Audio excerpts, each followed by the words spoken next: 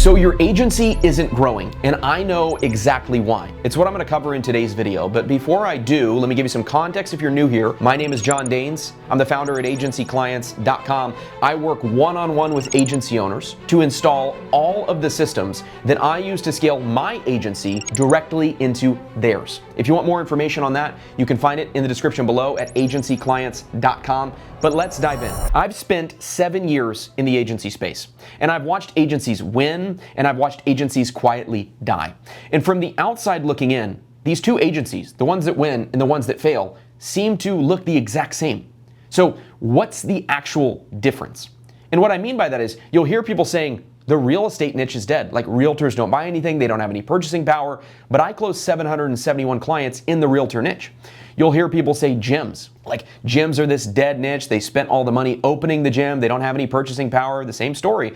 And Hormozi made 9 figures in the gym niche. Or you'll hear people say, people don't respond to cold emails anymore. Because of AI, everybody gets cold emails now and nobody answers them. But somebody right now is doing 7 figures per year with their agency, and the main vehicle they use to get clients is cold email. So if people are using the same niches, the same methods, and one set of agencies are winning and the other set of agencies are losing, then what is it?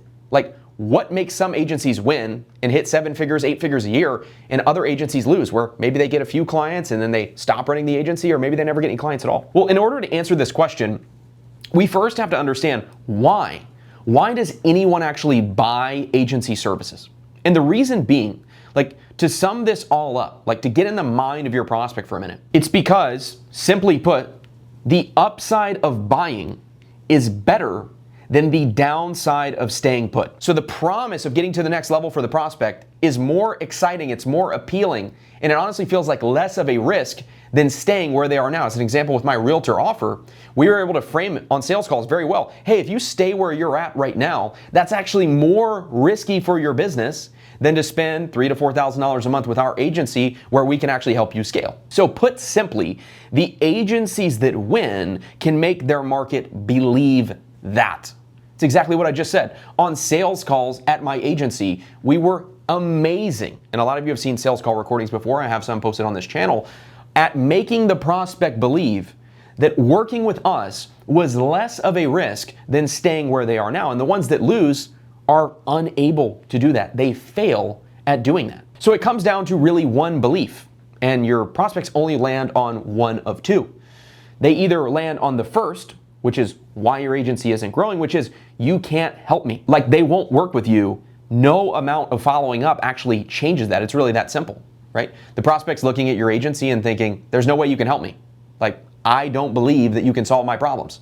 They're looking at your agency as an outsized risk. So it's inverting the previous thing that I talked about. They're seeing that working with your agency is a much bigger risk than staying where they are now. In that scenario, they're not going to work with you. But if they believe that you can help them, now you have a shot. Because every deal you've ever closed started there. It started first with the prospect believing that you can help them. So all of your energy should go into one job. Like, if you're an agency owner and you don't know what you should be doing, this is it. Making your market believe that you can help them and that you can solve their problems. Because without your market believing you, literally every action you take is in vain.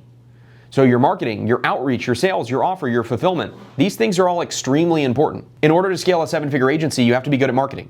You have to be good at outreach. You have to be good at sales, offer, and fulfillment. But if your market doesn't believe you, every last one is wasted.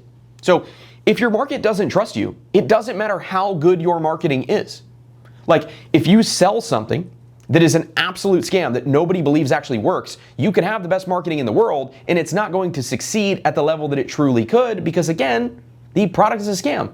Your prospects don't actually believe you, even though the marketing is good. And so you have to understand that the reason people buy agency services is because they believe that you can help them. And they believe that staying where they are, currently, presently where they are, is a bigger risk than working with your agency. That's when people actually buy. But the problem that most agency owners have, that they don't even realize that they have, is that they're invisible. The agencies that never scale, they share one thing. Like, they all share one thing. They might have different niches or different services, they might have different skill levels, but they all share in one characteristic. and that's that they blend in to the crowd.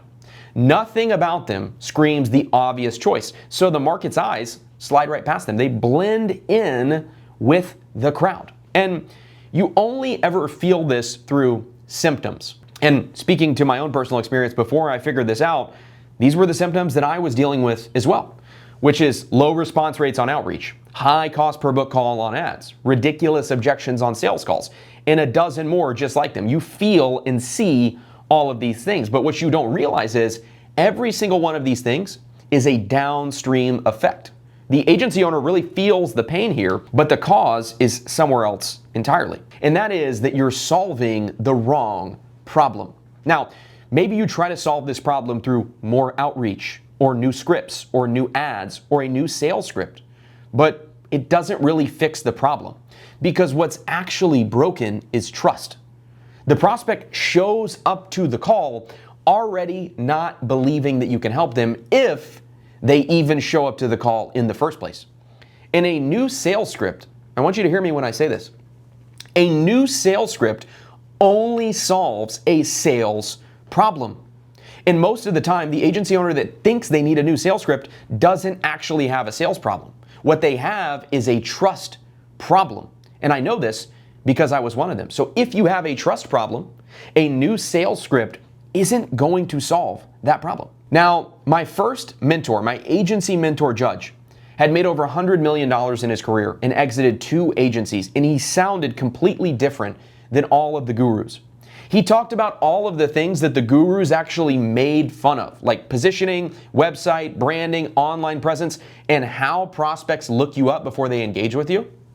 You hear gurus saying, websites aren't important, just focus on getting clients, you don't need it, you can worry about it later.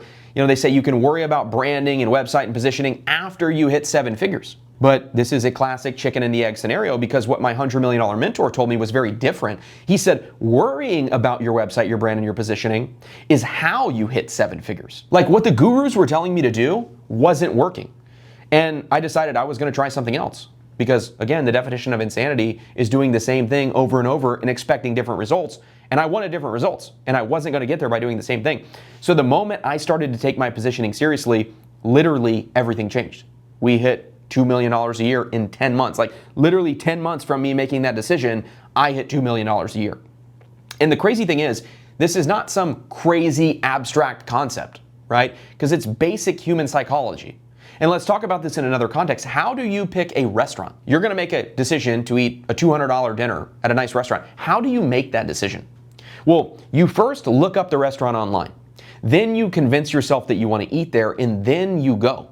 Like, you're never going to go into a restaurant not knowing anything about the food or expecting that the food is going to be bad and then saying, well, I don't really know how I'm going to feel about this food, but I'm going to eat there and then I'm going to try it. Like, you wouldn't pick a restaurant and actually go there and do that. That wouldn't make any sense. You would decide first, then you would show up. And if that's how you would decide about a $200 dinner, how much harder does a prospect vet you online when you're selling something that's thousands of dollars, right? Like, it actually makes zero logical sense. You decide on a $200 dinner and you do research on that dinner. You look up the menu, you look up the website, you check it out, you maybe see reviews.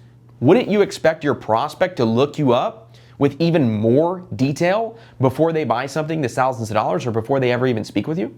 Of course you would. The problem is this flies completely under the radar, and it's one of those silent killers in business. And what you have to understand is, like, the things that really affect you the most in business are not the things that you know about. It's the things that are happening to you that you don't know about, right? The silent killers are really that, killers. And they happen silently, right? That's the meaning of the word, which makes it so much worse because you don't even know that it's happening. And so this flies under the radar because nobody tells you that you're invisible. And let's think back to high school for a minute. The girl you wanted to take to prom, you were invisible to her, but she never told you. She just didn't. She didn't walk up to you one day and say, hey, you're invisible to me and I don't want you to take me to prom. And she probably would have never told you that anyway, just to spare your feelings. Your prospects are doing the exact same thing. They just ghost you and they don't tell you why. So when you reach out to a prospect, when you send a prospect a cold email, they're not going to say, hey, I think your agency's a scam. I looked you up online and your online presence looks terrible, thus I'm not going to work with you. What do? They just ignore it. So you just see the symptoms and then you think, wow, this can only be solved through better cold emails, through better outreach scripts. Am I saying that if you have a good online presence, that for whatever reason, you don't actually have to worry about your scripts? Absolutely not. Your scripts are still important. But if you have a trust problem, that trust problem cannot be solved through better outreach scripts because once again, you're invisible. Now, you might be saying, John, I don't have tons of case studies, so I'm not really worried about my online presence because I don't have any case studies, right? That makes logical sense, right? No, that makes no logical sense because basically what you're saying is you have zero online presence and you have zero social proof and you're wondering why people aren't wanting to work with you, right? Now, this is kind of a funny analogy, but you're knocking on the door. You're standing out somebody's house, knocking on their door. You're wearing a ski mask and you have a crowbar in hand and you're wondering why the homeowner doesn't want to answer the door and let you in. That's exactly what you're doing to your prospects right now. If you have no online presence and you also have no case studies, you look like a massive risk. Why would you not let the person in with the crowbar and the ski mask? Because they're untrustworthy, right? They look like a red flag. They look like they're going to scam you, rob you, etc. That's how you look to your prospects. So if you have no case studies, this is almost even more important because if you don't have a strong online presence and you don't have any case studies and you're basically invisible, you look like a massive risk. And if you look like a massive risk, why would prospects want to work with you? And the problem right now is everyone looks the same because the gurus have raised the barrier to entry. They have raised the floor. People like Alex Hormozi have taught so much and put so much content out about offers, acquisition, all of that. So what took years to figure out back then is now free to find on YouTube. And with AI on top of the gurus, offers, funnels, emails, ads, those can all be cloned almost instantly and anyone can copy anyone in minutes. So everybody knows the same things and builds the same things. So the gap between the obvious choice and the invisible choice widens every single month. And that's why this is so important. That's why it's more important now than ever to look different because there is more people coming into the market than ever. But does that mean that the opportunity is gone? Absolutely not. In most markets, a small percentage of the market owns the entire market. You know, as an example, you think about somebody like an Alex Hormozi in the gym space. Well, Alex Hormozi is by far the biggest person to ever take over the gym space. He's just one person. So like, you know, Alex Hormozi beat all of the other gym companies combined, gym growth marketing companies or whatever his classification of company was, his agency essentially. And so does this mean that the opportunity is gone? No, it just means that a small percentage of people are going to be able to capitalize on that opportunity. And most importantly, the people that become market leaders are going to capitalize more than ever. So the only question now, the thing that's the most important now, really more than ever, is becoming the market leader. And the crazy part is, it's actually easier to become and look like the market leader now more than ever. When I built my agency, LeadJolt, I spent $30,000 on my online presence. Actually, much more than that because I had SEO agencies and PR companies and different things that I invested in, which obviously helped tremendously, but the barrier to entry was so much higher. But with AI today, it literally cost pennies on the dollar compared to what I paid back in the day. And the game was really never access. The game is actually who knows how to use these tools to position themselves as the market leader, because anybody can make a website with AI. Anybody can spin up branding with AI, but not anyone can position themselves as the market leader. So to tie this all together, you have to understand it was never your niche and it was never your method because people are quietly getting rich in the niche that the internet swears is dead. The only thing that's ever separated the winners from the losers is whether the market believed in them before a single word was ever said. Your market decides within 30 seconds if they want to work with you, and that's the moment that they look you up. And if you look invisible, then they're going to ghost you. And you can never hear more about the sale that you lost. Again, this is a silent killer. It flies completely under the radar. So the second this video ends, I want you to go look yourself up the exact way a cold prospect would the moment that you reached out to them. You need to look at your site, your Instagram, your LinkedIn. You need to do the full sweep of yourself online and be honest about what you'd think if you were them, because your market is already answering that question every single day. The only thing you get to decide is what they find when they look you up. So that's it for the training. I hope you found it useful. If you did and you want help building your market leader positioning, this is exactly what I work one-on-one with my partners at agencyclients.com on. We build your market leader positioning, your offer, your lead gen, sales, and fulfillment processes. Basically, at a super high level, I install all of the systems that I use to close 771 agency clients directly into your agency. If you want more information on that, you can hit the first link in the description or go to agencyclients.com. If you have any questions about today's video, you can DM me on Instagram at John Grows Agencies. Be sure to like, comment, subscribe, and do all of the YouTube stuff. I will see you in the next one.